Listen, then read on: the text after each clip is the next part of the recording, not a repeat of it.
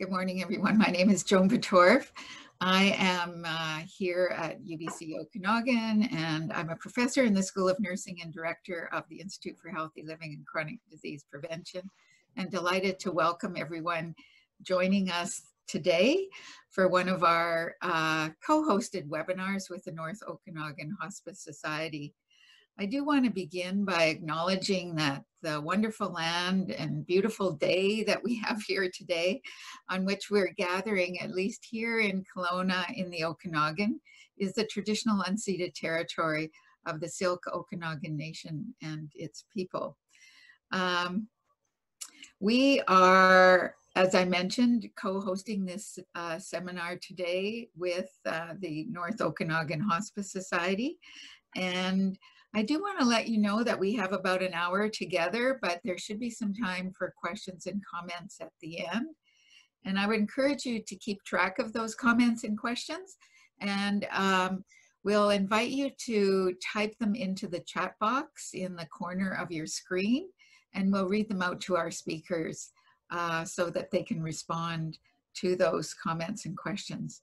But before we begin, I want to introduce my co-host, Clara Dick, who is the Education and Resource Leader at the North Okanagan Hospice Society, and she's going to introduce our speakers this morning. Clara. Great. Thanks, Joan.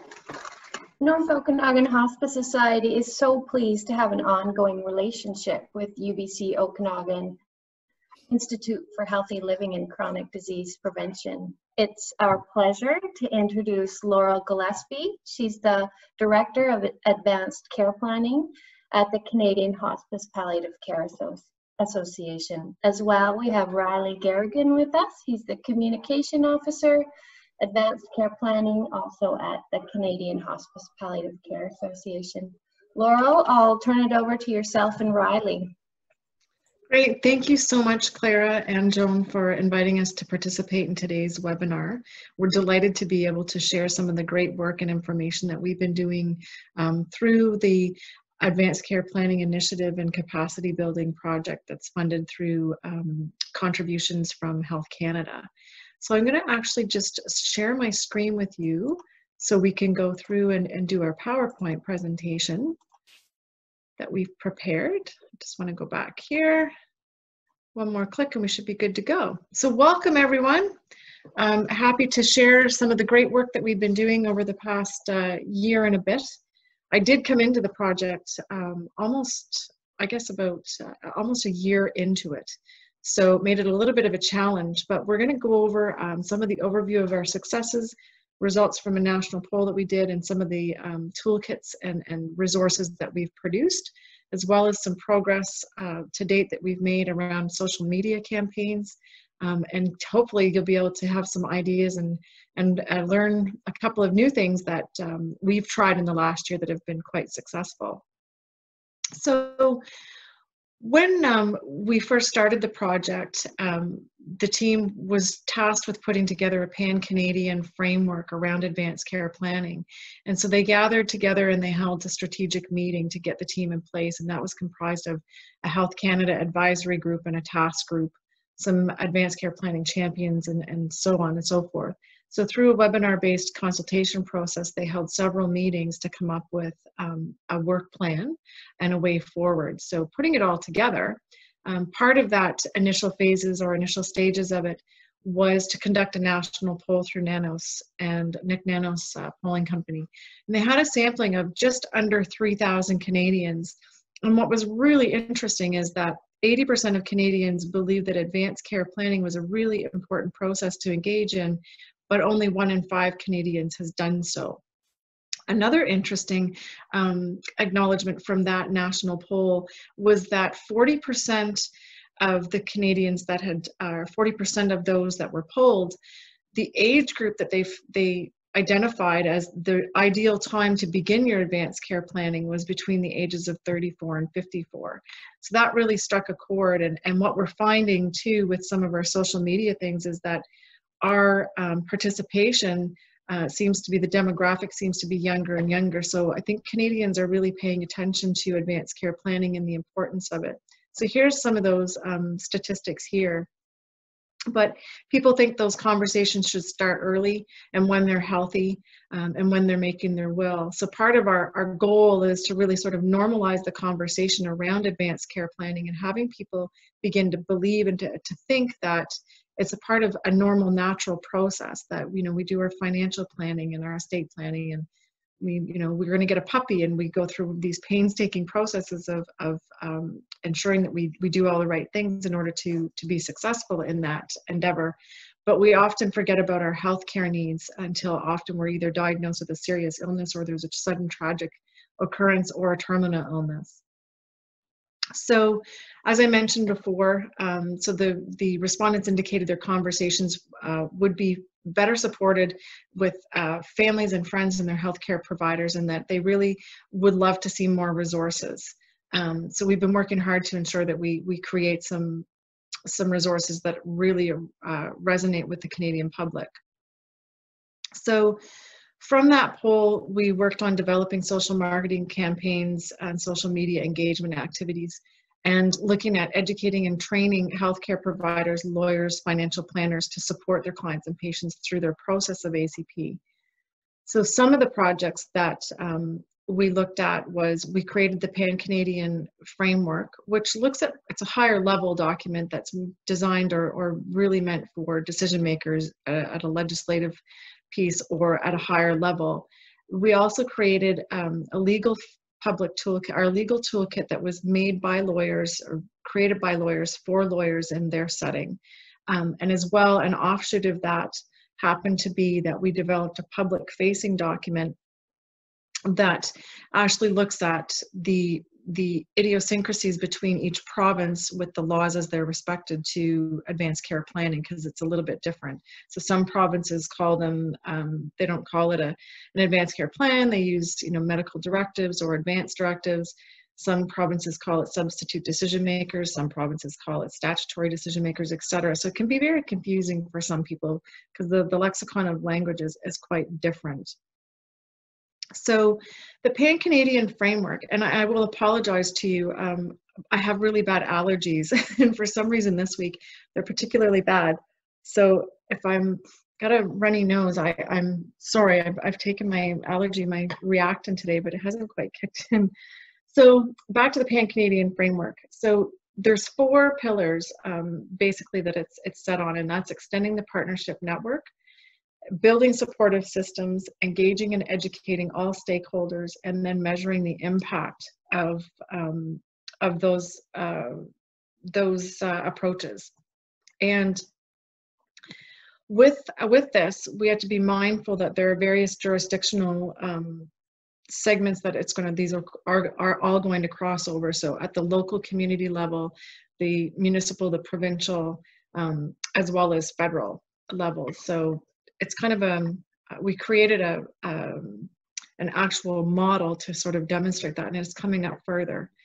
But it was through this consultation process that we developed the content for it, and then through a series of meetings, went back and forth with the experts and key stakeholders from across the country to develop that information. So this is the model that I was talking about, where it shows the 4 pillars in the center of the screen here.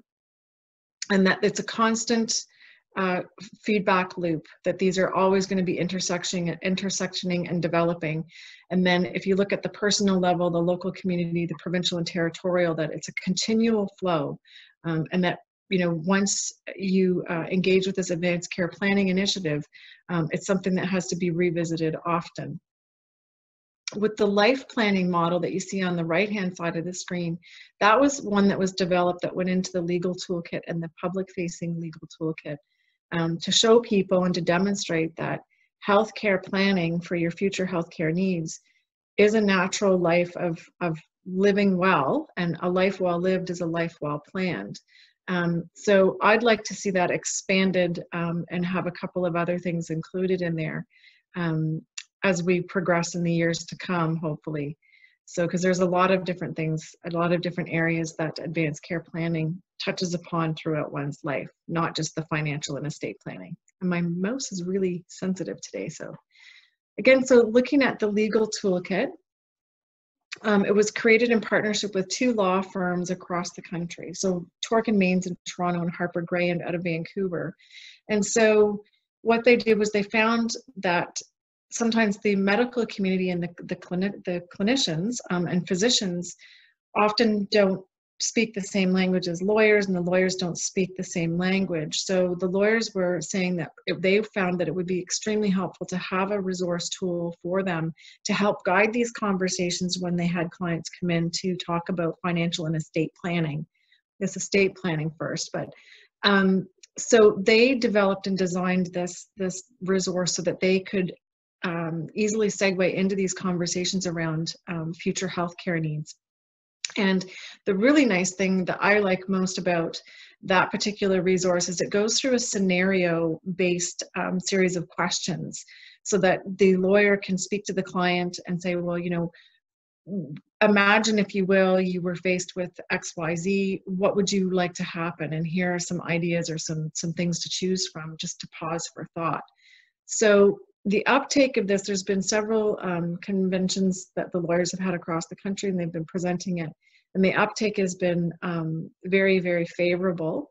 And the feedback that we're getting from the legal community is there's a definite hunger and a need to have resources like this to aid and help. So in the future, we're hoping that we'll be able to create similar documents that may be able to be used with funeral directors and their planning for future funeral plans.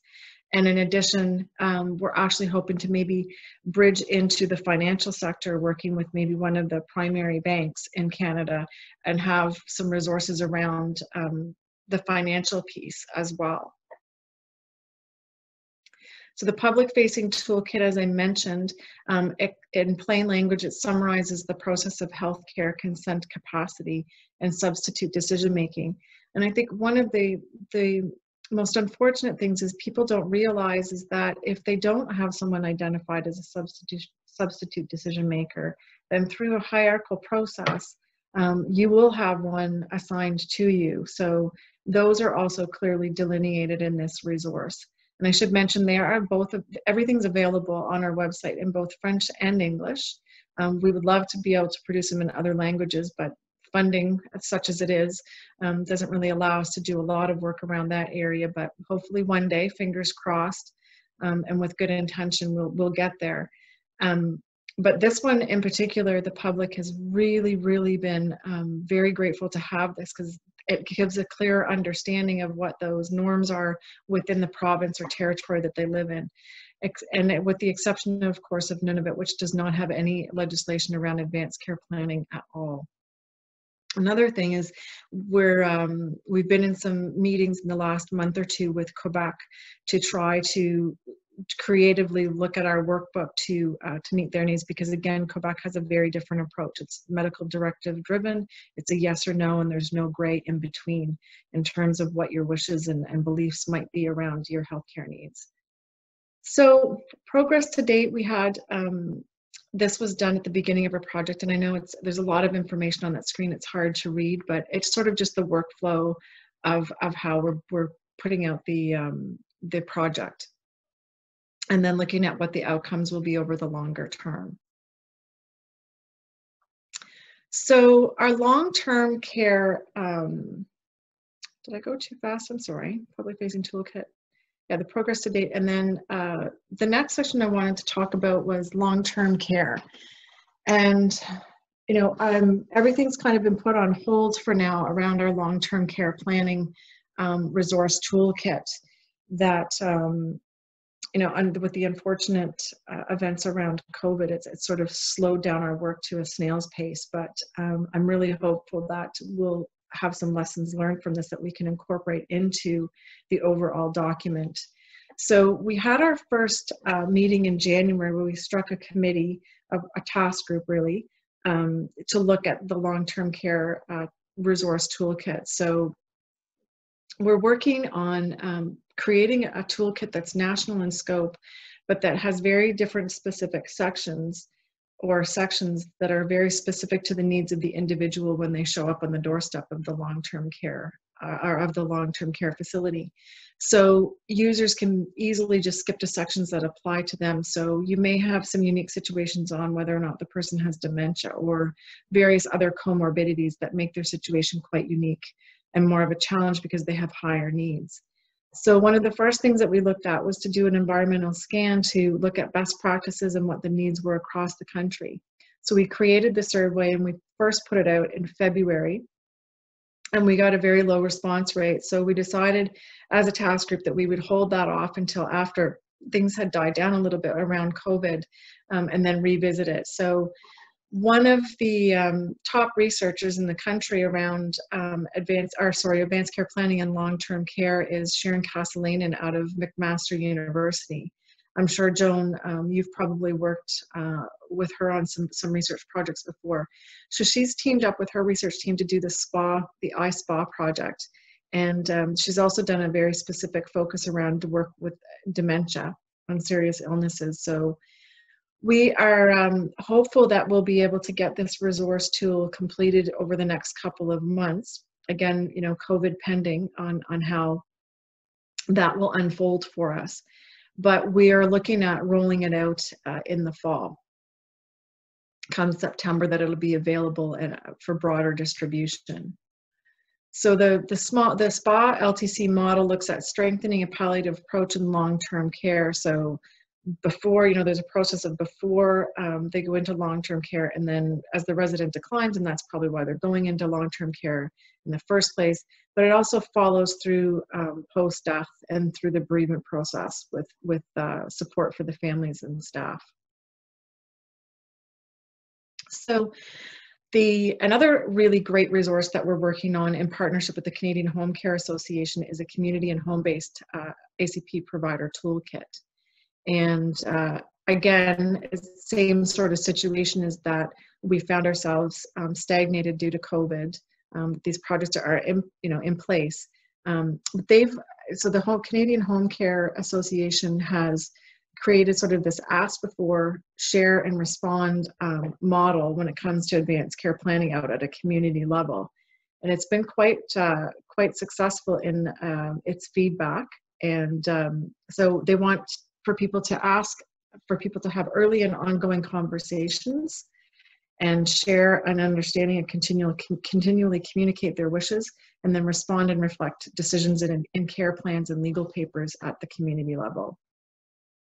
So the Toolkit Foundation, they are going with what they call COM-B behavioral change. Is that one of the approaches is going to be, in order to actually have behavioral changes, you have to give them, the capability has to be there in order to invoke changes, and the opportunities have to be there as well as the motivation. And sort of without one of those three pieces along the vertical axes there, you're not going to actually change the behavior. So this model looks quite promising as the background or the backdrop for that particular resource. So they've done quite a bit of work around this so far, and that's one of the reasons why we partnered with them on this, and they are sort of the leading experts on community and home care at a national level. So we also are looking at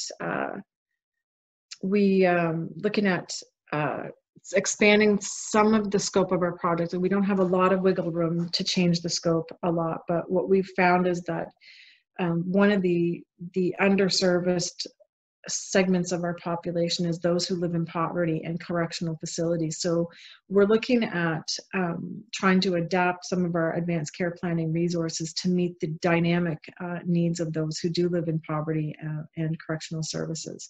So again, it's going to be dependent on how the COVID rolls out over the next few months to see if we can actually build some capacity in the rest of the project to do something for those underserviced people in the community.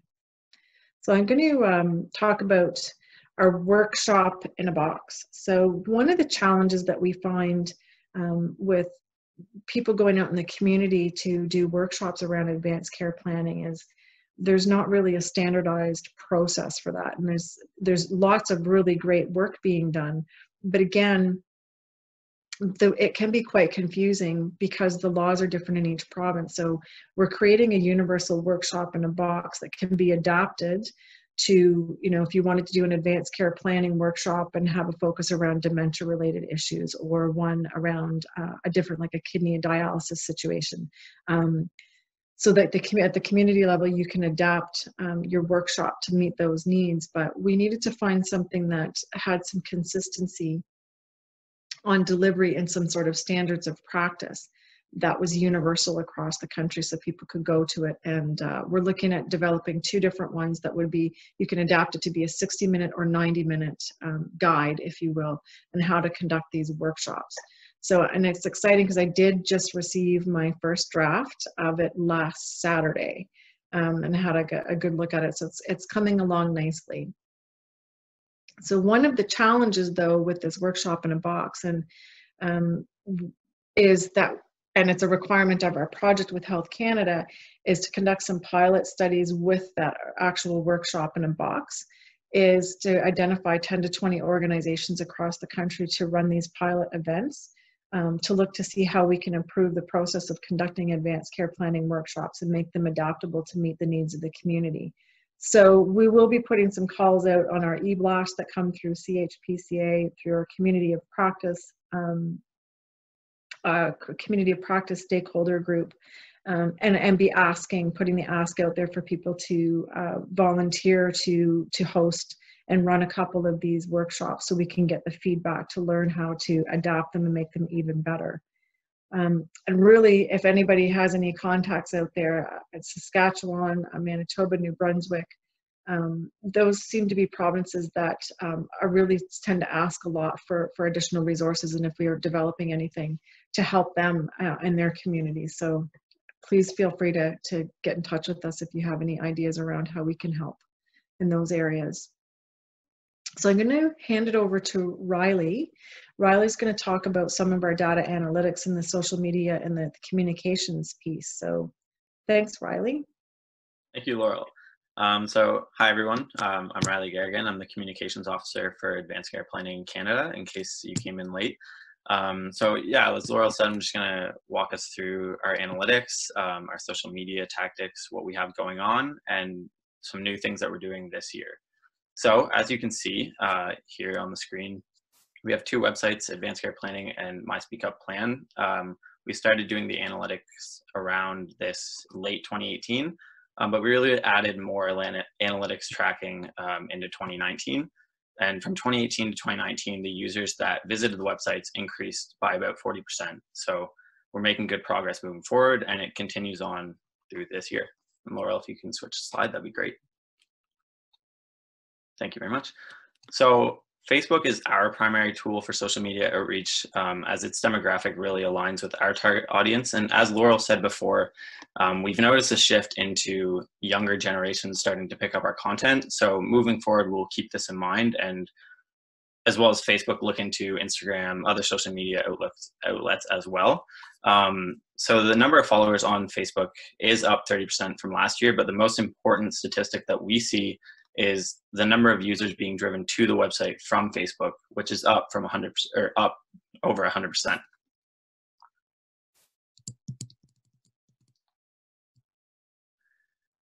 So advancedcareplanning.ca, our primary goal for users to visit the site is to create their own advanced care plan. So in 2019, we had over 1,000 users create and complete their plan online. And in 2020, so far, we've had almost 500 users complete their plan. So as I said before, we're getting more people to the site, more people creating and completing their advanced care plan. So it seems that there seems to be this public awareness that is rising, which is very good to see. And Laurel, if you don't mind, switching the slide.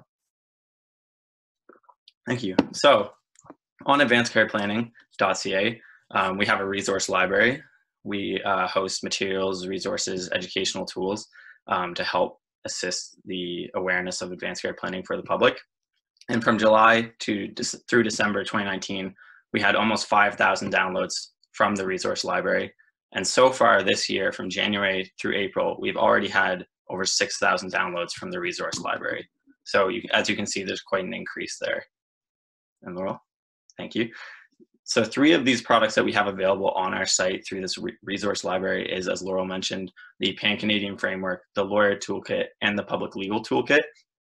And all 3 documents have received very good download rates so far, with over 1,000 downloads of the framework, over 500 of the lawyer toolkit, and 700 of the public legal toolkit. So the Acp Anywhere campaign is a social media campaign that we launched last fall. The goal being that you can have the conversation about advanced care planning anywhere. It's to normalize a conversation in everyday situations or extraordinary locations. It doesn't matter where you are, you can start the conversation.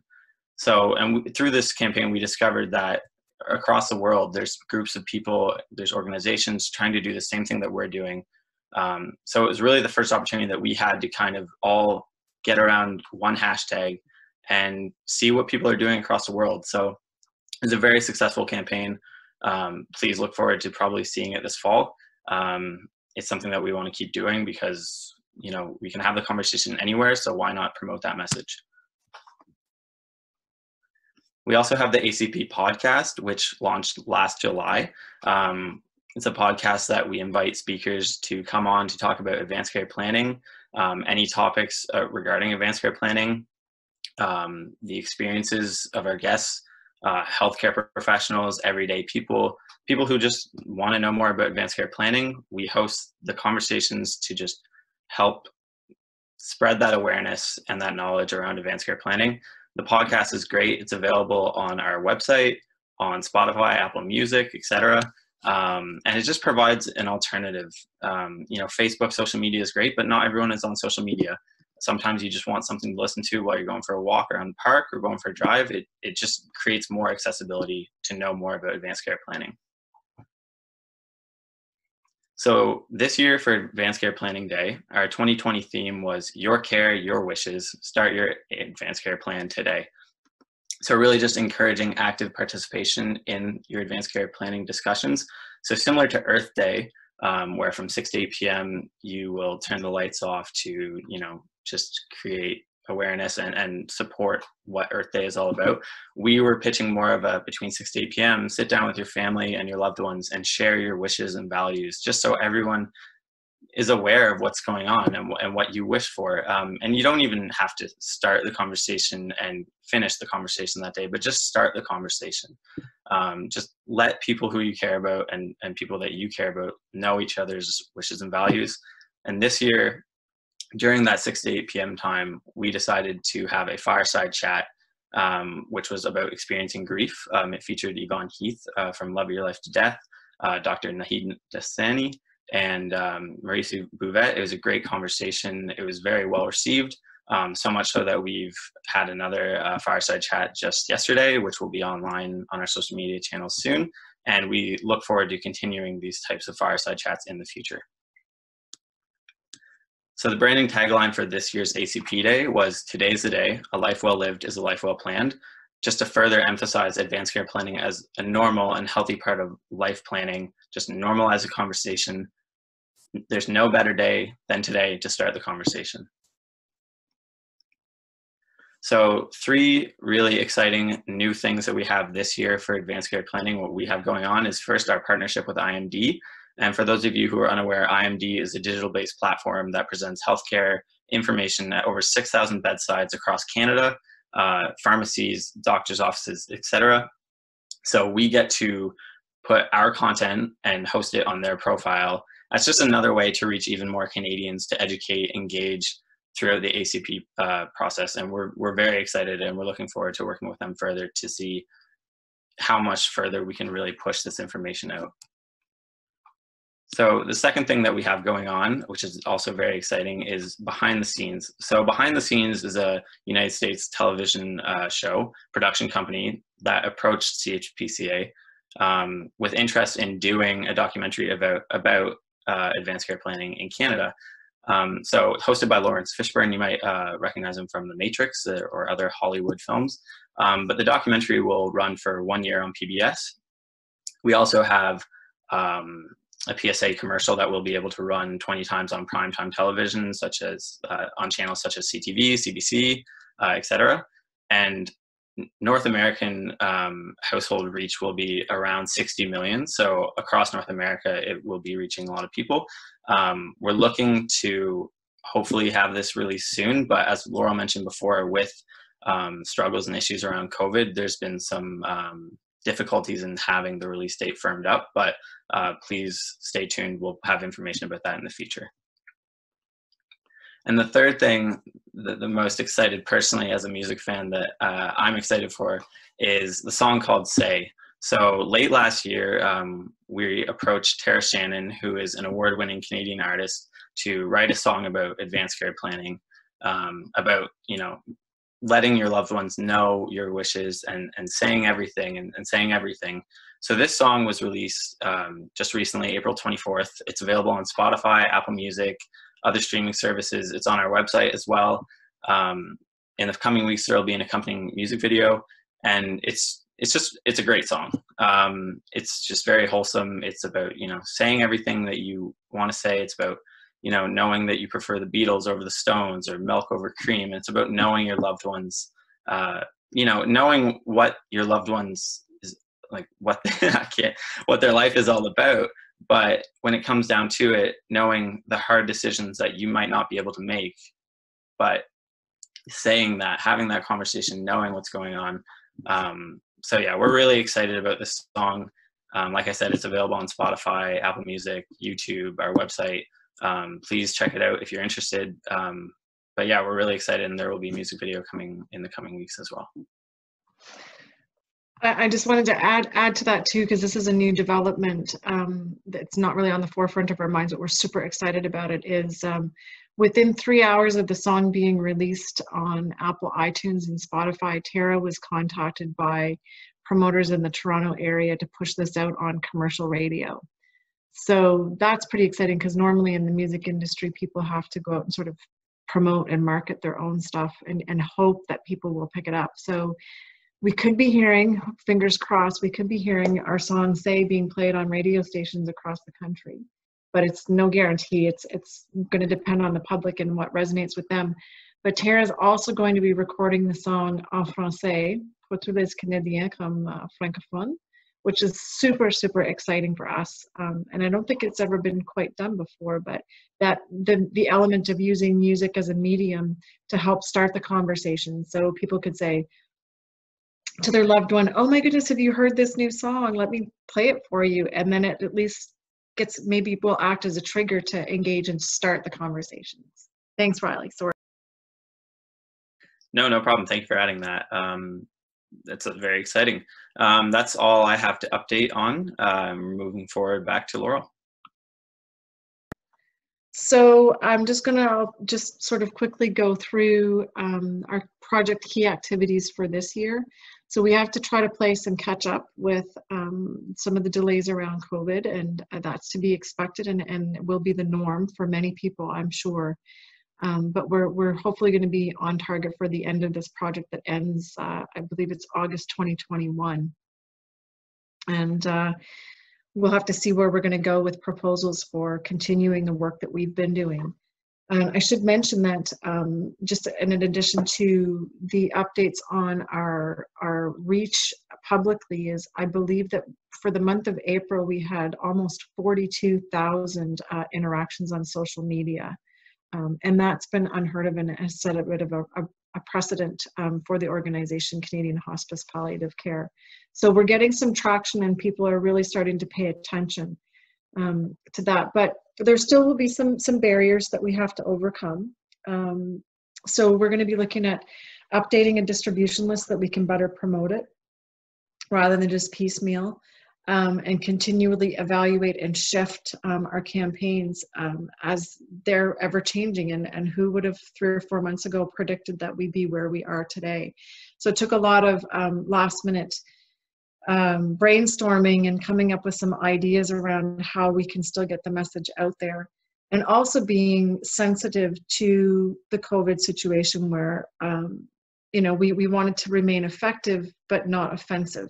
And that's been a bit of a challenge, but again, we're doing our best to make sure we put out relevant material but without being distasteful, and being mindful and sensitive around some of the issues with COVID.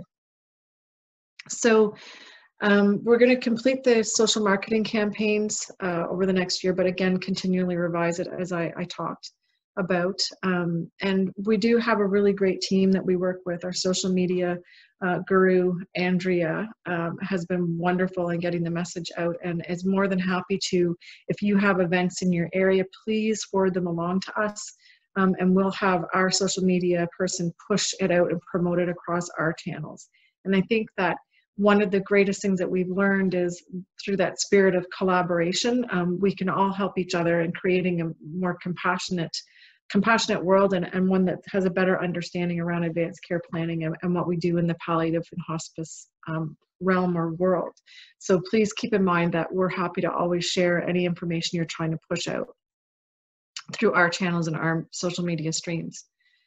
So we're also going to look at trying to implement and engage the community and look at implementing or developing an implementation guide. So we want to support sites in delivering community workshops, hence the university workshop in a box, and then evaluate those community workshops and look at collected data from those, and as well come up with better services and products that we can offer. I shouldn't say services really, but supports rather than services that we can offer to help at the community level, the grassroots level. So finalizing the tool development is the advanced care planning tools for home care. Again, we're looking at September with rolling it out over the fall, and the same thing with the long-term care toolkit, and then evaluate them as we start to wind up on the project. And of course, looking at evaluation, the uptake of the national framework, and then at the final phases, probably by February next year, hopefully if we've caught up, is conducting that second national poll, similar to the one that we started out with, and doing some comparative analysis on that to track the efficacy of what we've been doing. So I guess at this point we can round up our discussion and open it up to questions. And we're just a few minutes early. I think we've got a couple extra minutes there, so I'm hoping that people will have lots of good questions for us, and we'll do our best. Just to note though that at the end of the presentation here, if anybody's wanting to reach out to us, please feel free to do so, and we'll do our best to get back to you at our earliest convenience if your questions haven't been answered today. So I'm going to stop sharing my screen and go back to our room here. Great. That's really a fabulous presentation. Thanks so much, Laurel and Ryley. And we do have some questions and comments in the chat box. I'll just read them out. So the first one is from Helen. You've done an incredible job. I believe that the Speak Up should be adopted by all provinces' health ministries. Is this a possibility? Seems like they've been reinventing the wheel, a wheel that doesn't need 10 different reinventions. You had input from people in the know from all provinces, and it could continue in that manner. I didn't realize Quebec was on a different track. Hopefully that can be resolved. So I guess it's about the possibility of adopting by all provinces. And what about Quebec? Yeah, so, you know, and that's one of the challenges with, you know, I always feel like, you know, I won the lottery because I was born in Canada. and I'm truly one of the, you know, a strong supporter and proponent of our publicly funded healthcare system. And the way that it's set up, unfortunately, doesn't allow for a lot of maneuverability around creating things that are national in scope, because the provinces have and remain to have autonomy over how healthcare is delivered to the province or territory. And that's based really, I think, a lot of it is on the unique and diverse needs of different provinces, that they vary so widely. So creating something national in scope sounds easy, but it's really difficult when you get into the intricacies around the Canadian Health Act and transfer payments that come from the federal government to the provinces, and then the provinces obviously augment that funding to deliver healthcare supports. So creating one size fits all workbook around advanced care planning is probably not going to be laudable. However, creating some common language around it is very, very useful, and that's sort of our goal is to do that, so that we can have something that tries to mitigate some of the confusion around how different laws. So one of the things that comes to mind is, you know, mom and dad live in British Columbia, and, you know, I live in Ontario, mom and dad are not well, but they're going to move closer to me. And so everything they've got put in place through their lawyers, whether it's power of attorney or power of personal and financial care, maybe is not going to mean anything when they move to Ontario. They got to start all over again. But at least with an advanced care plan, you've got something to go by that respects your wishes. You're still going to have to go to the lawyer to get something put in place for financial power of attorney, but it helps to reduce it a little bit. Quebec is sort of a little bit different in that they have medical directives, but it's, they ask the question, do you want to have to be resuscitated? Do you want CPR? And it's a yes or no. There's no wiggle room in between for any variance on what you might want. Yes, but only after X, Y, Z has been done. So we've had a couple meetings with the Ministry of Health in Quebec to look at how we can adapt and try to implement the advanced care planning workbook model within Quebec. So unique to advanced care planning, though, is British Columbia, Ontario, and Prince Edward Island have taken the national workbook and they've modified it to meet the needs of what those specific laws are in those provinces. So, and as everybody would understand, in palliative care and hospice care, there's not a lot of funding, right? There's just not the funding to be able to do this kind of work. So we do have the workbook that's national in scope, and that's what the other provinces and territories use. Nunavut would use the national workbook as well. One of my dreams when I did my Master's of Business Administration, it was not a thesis-based degree, but so it was course-based. And when I did my higher level marketing courses, we had a project that we had to do, and I said, I want to market advanced care planning. And my professor said, no way, no how, it's far too complicated. And I said, no, I really want to do this. I'm so passionate about this, and I really think it can be done.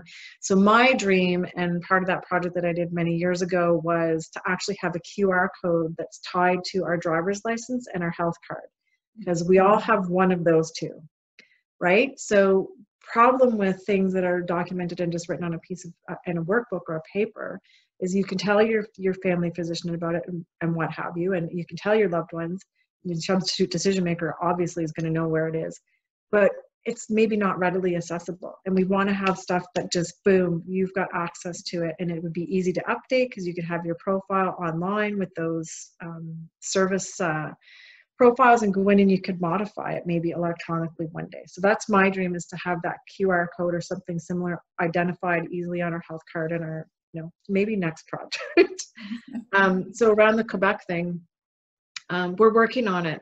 And again, we were supposed to have a meeting mid-April, but again, because of COVID, that's been pushed aside. There's other priorities right now for the ministers and the ministries of health to be dealing with. Great. I hope that answered the question. Oh, I think so. That was very helpful, actually, to understand that. I hadn't really realized the complexities that you're dealing with. So that was very helpful. Ellen also asked, will a workshop in a box be customized by age group as well as by other audience commonalities? We hadn't really thought about it doing it by age group, but I would imagine that whoever the community is that's going to be hosting the workshop would sway the materials to meet the needs of that particular demographic. So whether you're dealing with a group of seniors or you're dealing with a group of younger people who maybe have mobility issues or severe disability, but the idea behind it is to give some consistent structure and a guideline in order to deliver the workshop and go through the processes of getting them to complete one and actually have something that they can take away, right? Mm-hmm. So it's going to be up to the individual community organizations that are hosting it to kind of customize it, but we'll certainly give them some ideas. They'll basically tailor it to what the needs of the community are, rather than us doing that for them, because it would be impossible for us to know what the nuances are, what those needs are in a smaller community especially, right? So but there will be tools and things in there, like a game that you can play, and some tools and resources that will actually help to build an interactive learning experience for people. That's the aim and that's the hope. But I would think it would be up to the community that would customize it and what the community's needs are. And is there a size of group that the workshop would work best for? Do you recommend a size? Do you know, that's a really great question, Joan. I think I wouldn't necessarily want to see more than sort of 15 to 20 people. I haven't been to many of them, so especially particularly large ones, because I think sometimes there's a lot of value in having them kept smaller, because then it gives people the opportunity to really engage and ask thoughtful questions that they may not otherwise feel comfortable or even have time to in a larger type setting. So I don't think there's really an ideal number. I think it just depends on where and when and the engagement of the community. Right. So we do have a bunch of other comments here. So we'll move. I'll read the next one. This is from Fran. Can we put a handwritten document on our fridge? Is there a guidance for us to write such a document? Is it legal? I'm a senior living in a building with 89 other individuals, and we all want to do this. So again, that's a really, really interesting. I won't speak to whether or not it's legal. I don't know. Did you say where this person lived, Fran? Where Fran lives? So I don't, pardon me? No, we don't know. No, okay. So first of all, it's going to depend on where you live. You can write and put anything that you want on your fridge, but the key thing is somebody needs to know that it's there, or where to find it, or where to look for it. And I think the most important pieces is that you really want to think about what your wishes and your values and your beliefs are, what's important to you. You want to learn what you can about, if there are any medical conditions, learn what your options are around prognosis or future treatments maybe. Have some thought about that. Identify someone that could speak for you if you weren't able to speak for yourself. Talk to that person if you have somebody, even if you don't, make sure that your doctor's aware of what your wishes and beliefs and values are, and visit it regularly. It's not a one-time deal. This is a continual evolving process as your needs change throughout life. So your needs as a 20-year-old and what you think you might need later on is going to look very differently than when you're 70 or 80 or older. So I'm hoping that helped Fran to answer, but if you could send me an email so I can connect with you, I'd like to delve into that a little bit deeper so that I can actually be able to give you a better answer, because quite frankly, I don't know. Great. And I wouldn't want to give, but you could certainly put whatever you want on your fridge. But if nobody knows that it's there, it's not going to help you. And if you don't have someone to impart what those beliefs and values are, what your wishes are, that's where the tricky part is you just need to identify somebody who's going to speak for you, and also share it with your medical team. Yeah, great advice. This is a question from another participant today. Are tools being routed through provincial health ministers and/or health authority CEOs?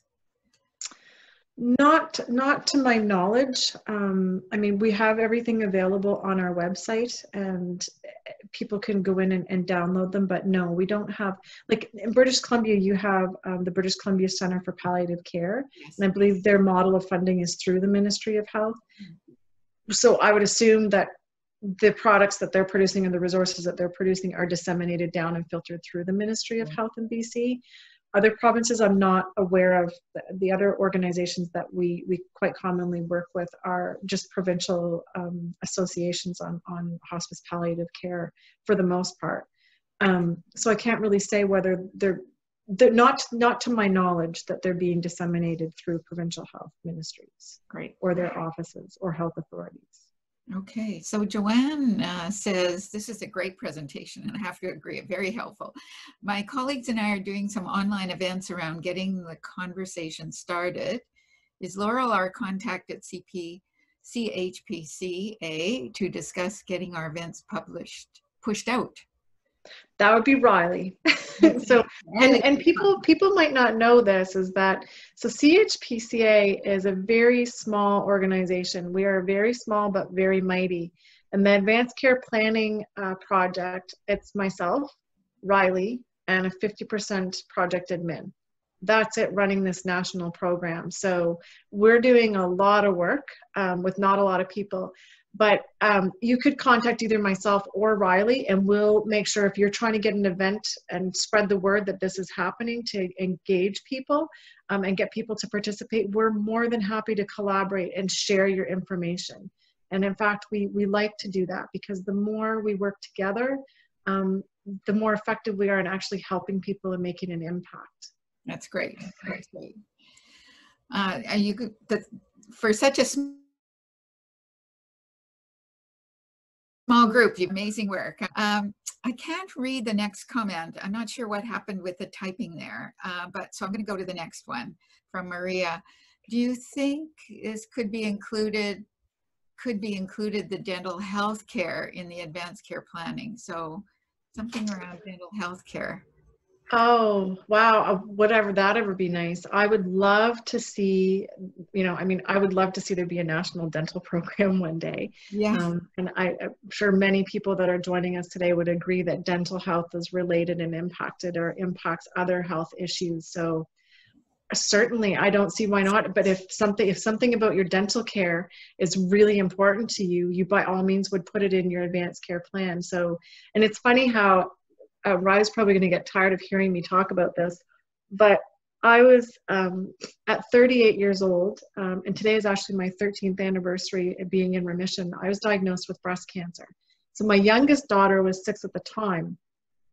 And so she, and my twins were 9, but she was more impacted, I think, by my being sick and, mom being bald and that kind of thing, and my treatments. But throughout, so she's grown up her whole life, basically, from her earlier memories, that it was a natural part of the conversation, is that, remember when mom was sick, and, and then losing a grandparent and so on and so forth. But we laugh about advanced care planning now. Like our conversations, we actually, anything and everything that's really important to you. Because just recently, and I say this lightheartedly, and it's maybe people think it's inappropriate, but it's being real and it's being human and it's sharing. I was like, oh my goodness, I've got a little hair there, Georgia. It's like, if something happens to me, could you make sure that this gets taken care of? If you're coming to visit me, bring a pair of tweezers.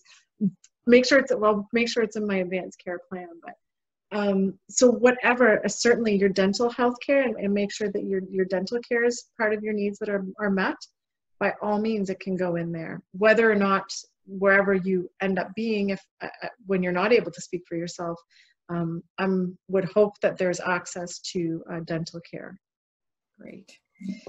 Rihanna asks, in the advancedcareplanning.ca, can the personal health care number is it able to link the information that's collected to a web-based server that can be accessible to hospitals? Perhaps this could be used to help our transient population. Okay, so if I understand correctly, so can the personal health care number? Okay, and this is what I spoke about earlier. So you're talking about, I'm assuming that Brianna's talking about her actual health card. And I was saying about having that little QR code embedded on it.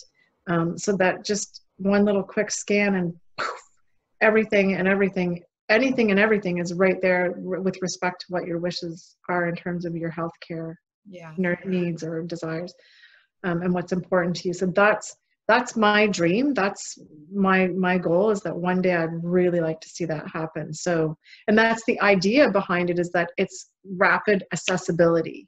And, often, and that I think is a big challenge. And right the way across the country, and even within different areas of the province, different hospital systems use different electronic management systems for the client or patient documents. Like the Ottawa Hospital just adopted in the last couple of years Epic, which is a huge program, but now I guess there's a little button that you can push for advanced care planning. But again, if there's no way to identify that, yes, I have an advanced care plan, and I don't have it with me at my desk right now, but we have little wallet cards that are available that you can put in your wallet, for instance. That might be something that would be interesting for you to look at on our website. So that at least you have something in your wallet that says, okay, I have an advanced care plan. Here's my substitute decision maker is written on the back of it, and here's where you can find it. Yeah, that would be great, because you can take that with you anywhere. Yeah. The next question is from Janice. For context, what percentage of Canadian deaths are in long-term care, palliative care at home? Oh, Janice, I'm gonna have to get back to you on that one because I don't have the statistics, and I'm sure they're gonna change after COVID. So I know that what I can tell you is that from the NANOS, part of the NANOS poll work that we did was that in 2020 there were going to be over 300,000 deaths, naturally occurring deaths, COVID aside. And that number will change, of course, from that. But I believe it's something like 30% of those who die do not have access to palliative or hospice. And that to me is just inexcusable. I don't understand why we're not doing a better job at it. And it's not because people who are in the field are not wanting to do more. It all really comes down to funding and making it a priority. But so I don't know what percentage of Canadian deaths are in long-term care or palliative care or at home at this time. But if you could follow up, Janice, I'll try to get you the data. But I'm thinking it probably would be something that we could find through Statistics Canada. So this is a comment from Helen again. Green sleeve projects in Alberta, Fraser Health, Vancouver Coastal could be expanded. Fran's question. Paramedics are familiar with the concept and know maybe how to implement or take advantage of this knowledge. Right. So my understanding is the Green Sleeve project that originated in Alberta through the Alberta Health System, and it's now being adopted in other provinces. British Columbia is the only one that I've heard of to date, but I believe there's one more that's looking at bringing it on, which is a tremendous idea. In Ontario, just just to share some knowledge, is that they actually have something similar, but it's actually geared towards those in the disabled community, is a passport. So more particular to people who have intellectual disabilities, but they actually have a little passport that talks about their needs, their unique needs. It's sort of the same kind of concept. But the Green Sleeves, yeah, it is a good system that they've got in place now. But again, it's not consistent across the country. Yeah, and for those people who are not familiar with Green Sleeves, it's really about having your advanced care plan in a green plastic folder. The folder, yeah. As simple as that. Yeah. Yeah. And so you hope it doesn't get lost. Yes. Or misplaced, but yeah, there's probably an electronic record of it somewhere. In the senior complex that my parents stayed in, it was always on top of the fridge. That was the standard place to put it for everybody. So everyone knew where it was. Yeah. So this will go back to the person's question about putting something on their fridge. So I wasn't aware of that, that's the place to look for it. But that's, maybe depending on where that person lives too. Again, follow up and we'll work on it. We'll try to problem solve together on it. Yeah, that's right. This is a comment from one of our participants today. The presentation was excellent, 10 out of 10. I would have to agree, for content, creative, thoughtful strategies, and a pan-Canadian scope, presented eloquently and clearly. Thank you. Oh, thank you so much. And we will have a little feedback survey that we'll have at the end, and it's much appreciated to provide some feedback too on how what we're doing is actually making an impact out there at the community level. So it helps us to continue and substantiate the need for us to continue doing the work. So it's really important to hear from people. So thank you for that thoughtful comment. And you're very welcome. It's our pleasure to do this.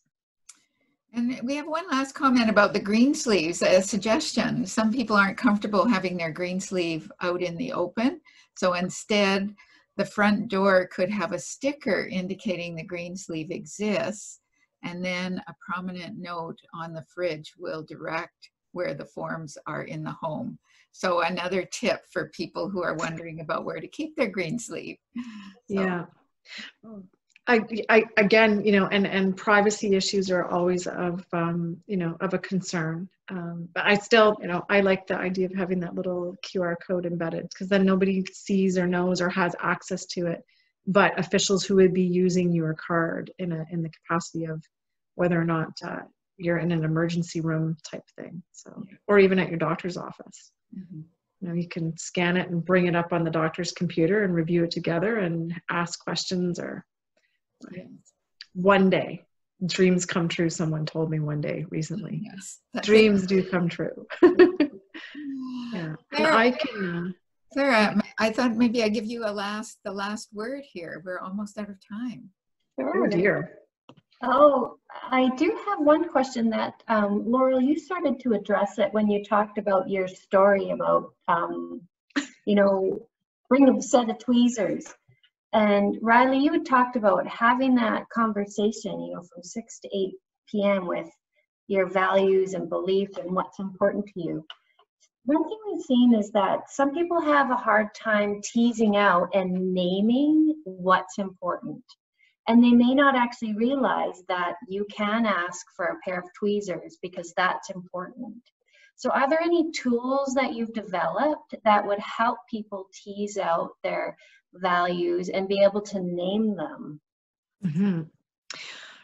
And Ryley, you can chime in here as well, but we have this game called How Well Do You Know Me? And you know, I guess we could have phased levels of it on how comfortable you are with, like, obviously I'm very comfortable talking about what's important to me. I mean, it sounds so vain, but really it's about just thinking about, well, yeah, would I want to be, you know, lying in bed and somebody comes in to visit and I don't look kept, or I don't know, not that I'm not that vain, but just you have these little nuance, these little comments or things that come up in our conversations, and we can giggle and laugh about them, and, you know, Mom, you're so silly, and that kind of thing. But the game, How Well Do You Know Me? It's pretty benign. It's pretty safe, but we could have staggered levels to it where you get a little bit more comfortable and a little bit more comfortable digging into those. But the How Well Do You Know Me game is a good place to start.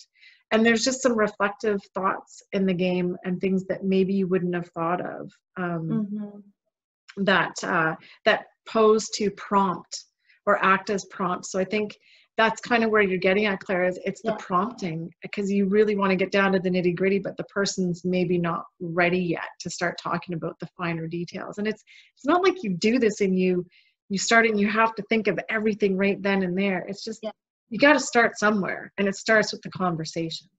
Yeah. Right. But those conversations are going to continue and continue and continue.